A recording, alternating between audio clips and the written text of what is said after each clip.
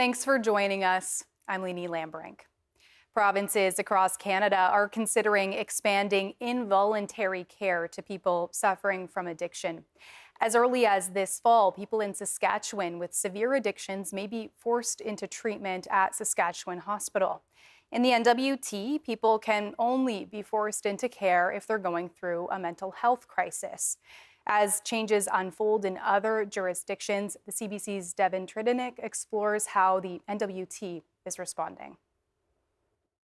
And I will bring it back to the people of the Northwest Territories, to the Indigenous leaders, to the Indigenous people, to see if this is a way that we want to go. Lisa Semler is the Territory's health minister. She says expanding the scope of involuntary care to include drug addiction is a sensitive subject, and notes that Indigenous people in the Northwest Territories are overrepresented. I've met people that were sent to the sanitarium in Camsell Hospital in Alberta for TB. You know, we've had people forced into residential school against their will. We've had all these things that are forcing, and when you look at the stats in the Northwest Territories with people that we're serving with programs like the facility-based addictions, people that are accessing our services, majority of the people are Indigenous. Byrne Richards is a community wellness manager at the Tree of Peace Friendship Center in Yellowknife. He says he supports involuntary care for people with addictions if that's what they require. But he stresses it can't be a blanket policy. Each person is unique, and each circumstance and each day is unique as people are trying to cope with the pain of their lives. Because those are the people we're really talking about. These are the people who have significant challenges in their lives. And today, those challenges might be huge. But tomorrow, the state of their well-being may be a little calmer. There is no new involuntary care legislation under consideration in the Northwest Territories, but Richard says it's a conversation worth having. Dr. Robert Tanguay is the Senior Medical Director for Addiction Services with Recovery Alberta. We're talking about those individuals that there's an addiction program right down the street. They can walk in and they can get help, and they're not. And they're overdosing, and they're at risk of having severe anoxic brain injuries, of significant and severe lifelong disability, and of death. Tanguay says provinces and territories alike need access to things like outpatient services, medication, beds, and housing to help tackle the issue. He also says that severe substance use is a mental health disorder, and it's nothing more than human to intervene, with involuntary care being one option. Devin Tridinik, CBC News, Yellowknife. We're learning more about an NWT diamond mine's financial troubles. A creditor list for Ekati shows it's hundreds of millions of dollars in debt to various parties. Ekati's parent company, Arctic Canadian Diamond Company, recently filed for creditor protection. The creditor list was published this week as part of those proceedings. It shows the company owes nearly $400 million to different parties, more than 50 of them based in the NWT. That includes contractors, Indigenous governments, the territorial government, and local businesses. Ekati's operator owes the NWT government around $10 million for things like fuel tax, property taxes, and the mining recorder's office. It owes various debt-on-show companies nearly $3 million. It owes the Cleachon government alone more than $2 million. It also owes a joint venture between a mining contractor and 3 northern First Nation groups, the Yellowknives Dene, the Tlutsoke Dene, and the Cleachon, roughly $12 million. The courts have granted Ekati's operator legal protection until at least May 11th. That gives it a temporary shield from creditors either suing or seizing assets. A park in Ottawa, in an Ottawa neighborhood, was renamed yesterday to honor a local Inuk woman. Mary Papatsie's remains were found in Vanier in 2022. Her siblings say the park serves as a reminder to never stop searching for answers about what happened. Liam Baker has the story. For these 4 boys, unwrapping the signage of the new Mary Papatsie Park carried an extra significance. After all 4 were Mary Papatsie's children. The Inuk woman was 39 when she disappeared in 2017 in Ottawa's East End. She's the mother of 10 children and the youngest of 8 siblings. Her siblings remember Papatsie as an outgoing young woman, always quick to make those around her laugh and feel loved, which makes her death even more senseless. That's why I always wonder how this happened to her when she was very tough, but very lovable. Like she showed her love to the people she loved. Papatsie was buried by her family in early 2023 in Pungnaktu. It was after her funeral that a city councillor approached the family about renaming the park in Mary's honor. Anytime you go into this kind of commemoration, you want to make sure you have the family on board, and especially the children. I want the children especially to see their mom with a sense of pride. City Council officially approved the renaming last October. That is a great honor to be dedicate this place as a park after her name, after her, because it's such a being an Inuk. We don't normally get this kind of attention, but too bad that she's no longer with us and she's getting this name now. For Mary's siblings, the park's renaming serves as a reminder to never give up the search for answers in Mary's disappearance. That she will not be forgotten. Like the park, the name of the park for Mary Papatsie's Park will still probably be here by the time I'm gone, and that way she will be remembered. The unveiling of Mary Papatsie Park coincides with Red Dress Day, which draws attention and awareness to missing and murdered Indigenous women, girls, and Two-Spirit Plus people. Liam Baker, CBC News, Ottawa.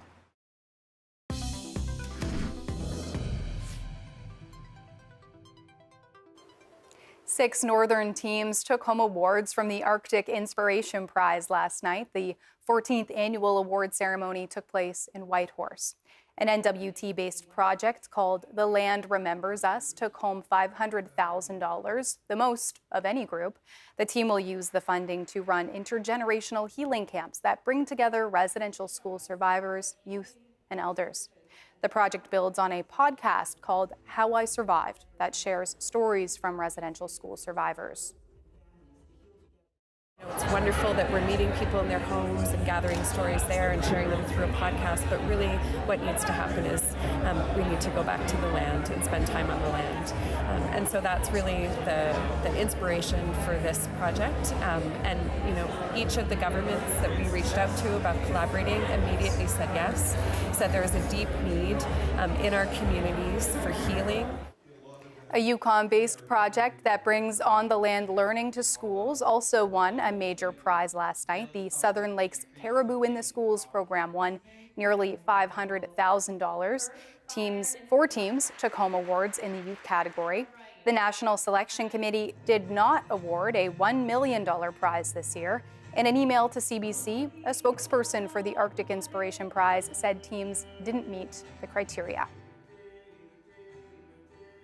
We now have some unofficial results from the Nunatsiavut Assembly election for ordinary members. All candidates were acclaimed in the ridings of Nain, Makavik, Rigolet, and Hopedale. In the ridings people voted for on Tuesday, Postville has one seat up for grabs. Glenn Shepherd appears to be the front-runner there. For the 2 seats in Upper Lake Melville, incumbent Wally Anderson leads that race with Kim Oliver and Donnie Weber following closely. The Canada constituency has candidates vying for 2 seats there. Brian Winters, who's seeking re-election, is currently in second, while Gerald Asavac leads the votes. The elections office says it doesn't expect official results to be ready for another few days. Rates of illness among firefighters are high. The World Health Organization says it's one of the most dangerous professions in the world when it comes to occupational cancer risk. In Australia, firefighters already have presumptive cancer coverage. Now, advocates say the Yukon is about to follow suit. And what presumptive legislation does is it allows funding to come in for prevention so that we can assess what wildland firefighters do in the Yukon, how we can increase the occupational hygiene, minimize the carcinogenic exposure, and eliminate the mechanistic connection between smoke and cancer in firefighters. So this is such an important element, and quite frankly, Yukon's just following the other Western Canadian provinces and Australia in moving this forward. So I believe that this is going to be likely unanimous. We've had very good discussions with the Liberals and the NDP, and we're going to be meeting with the minister coming this week. And this is likely going to happen very quickly, and it's going to be nonpartisan.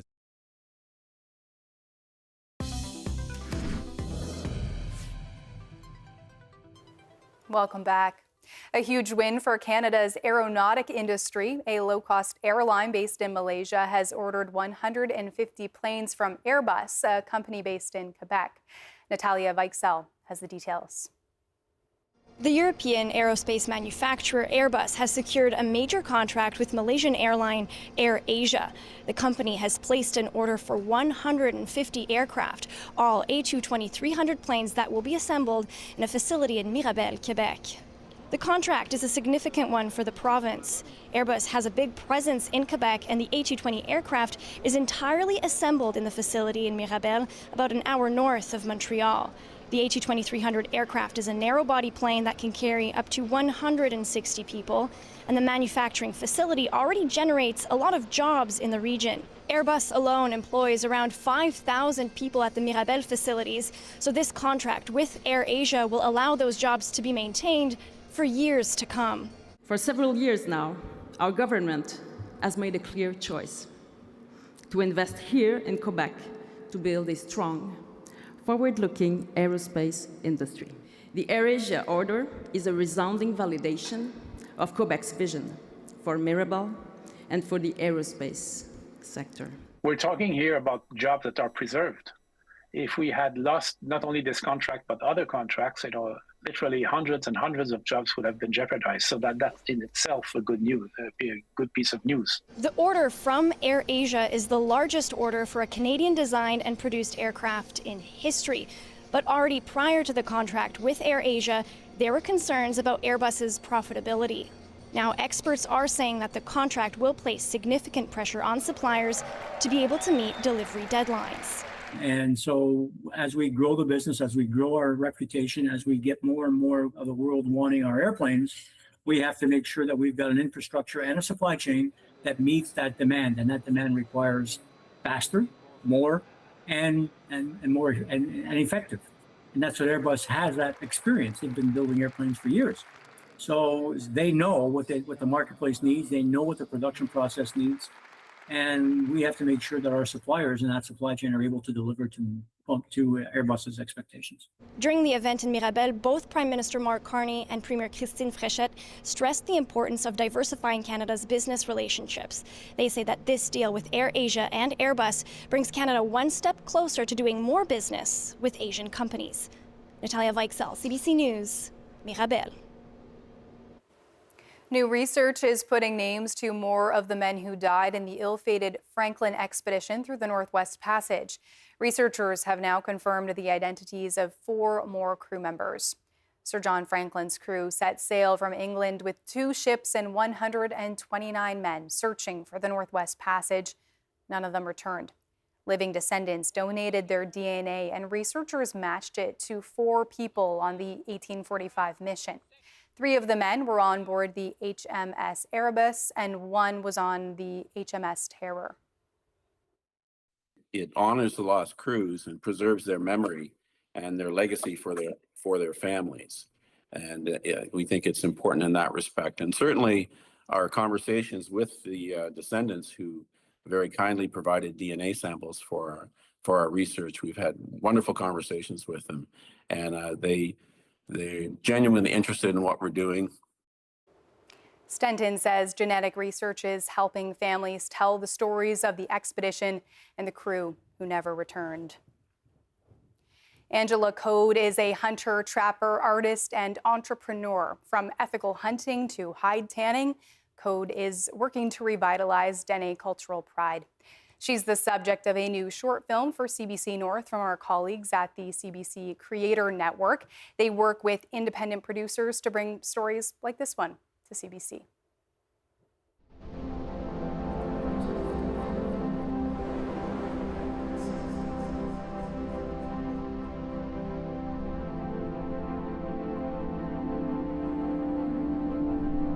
Nutsi asneli dadu.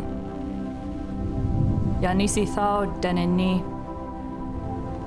Chadik esi. Nukenai de.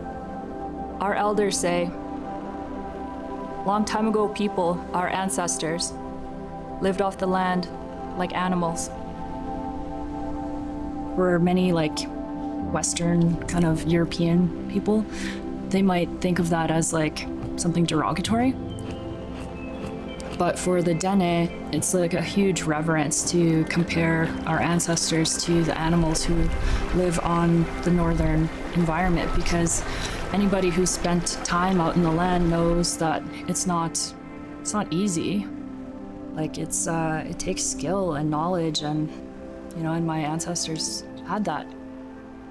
Whatsie, Angela Code Husie, Saisi Dene Hesli, Tessauli Twe Hotsi. I'm from a small community called Tiduli Lake. It's the most northern community in Manitoba. I live here in Whitehorse, Yukon. I'm a hunter. I'm a high tanner. I also own a business called Dene Chanie, Indigenous Cultural Contracting. Caribou provided everything for the people. Nothing would go to waste.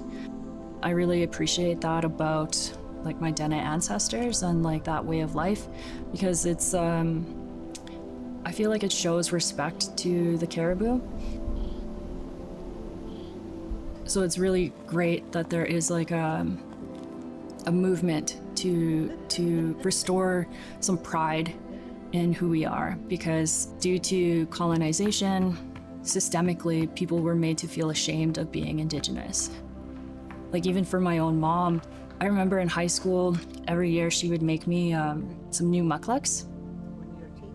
And one time she told me, she's like, I'm really happy that you like your mucklucks. When I was a kid, I was made to feel ashamed of having to wear things that were made traditionally. And because her parents couldn't afford something else, For her to say that, there's a lot of people talk about intergenerational trauma, but not enough people talk about intergenerational healing and beauty and the transference of all the good things, because there is still a lot of good things. Being a hunter and a high tanner and an artist, it feels really great to be a part of something from the beginning to the end. Having that knowledge or that skill set didn't happen overnight. It's been a process. I've been hunting for a long time. I've been tanning hides for a long time. And, learning how to sew or do beadwork is still very much a work in progress. So when I do finish products like making a bone tool or sewing a pair of mitts or making jewelry, it makes me feel really proud.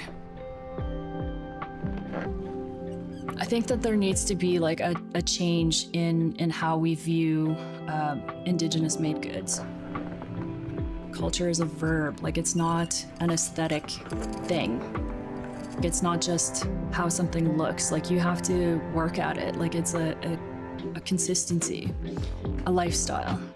That relationship that you build when you're out on the land and you're hunting or doing the work to produce a skin, to do high tanning. And it is laborious and time consuming. It's pushing back on the capitalist kind of produce, make money, to slowing down a little bit and being more conscientious of the process. I would want more people to adopt Indigenous ways of knowing and being. That's the main reason why I started my business, is to really push those philosophies. there's so much work to do, and there's so much change that needs to happen. But think about what those future generations are going to experience, and like what their lives are going to be like, and what their values and ethics are going to be. And for me, a big part of that is like being a good land steward and being a respectful, ethical hunter. I really love doing this work. Thanks to the CBC Creator Network team for sharing that with us. They created that in part with Angela and her mother, Mary Code, and GBP Creative Media. They'd like to give a special thanks to the Code family and the Archives of Manitoba for contributing archival footage. An elder in Ulukaktuk is playing his own part, keeping his culture alive. David Kuptana is fluent in Inuinnaqtun. He likes speaking the language with friends and getting together to share stories over tea and Arctic char. I spoke with Kuptana about the state of the language in his community when I was there a little more than a month ago. Here's what he had to say, first in English and then in Inuinnaqtun. Our language right now is fading away.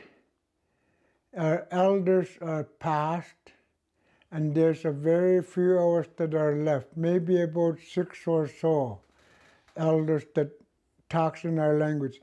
For me, I do it all my life and most of my life and every day. That's how come I understand how to try and pronounce it, how to explain it.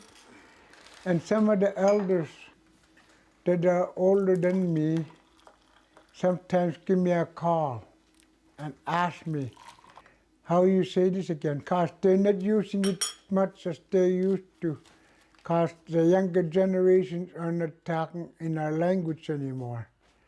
And that's fading away, that's disappearing.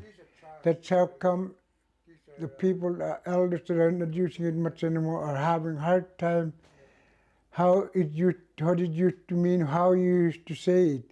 And that's how come they always have to help each other or to call each other to understand how you say this again. Because the worthy of it is not using much anymore.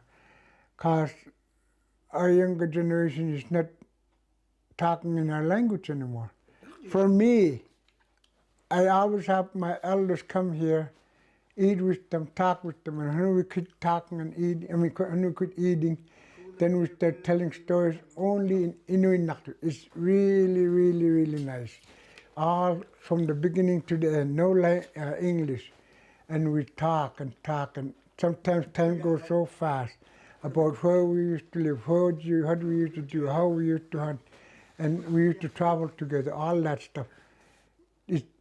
We still do that, me and some of my elders, and I really, really love it. But last year we lost 6 elders, and it was just before Christmas and after Christmas.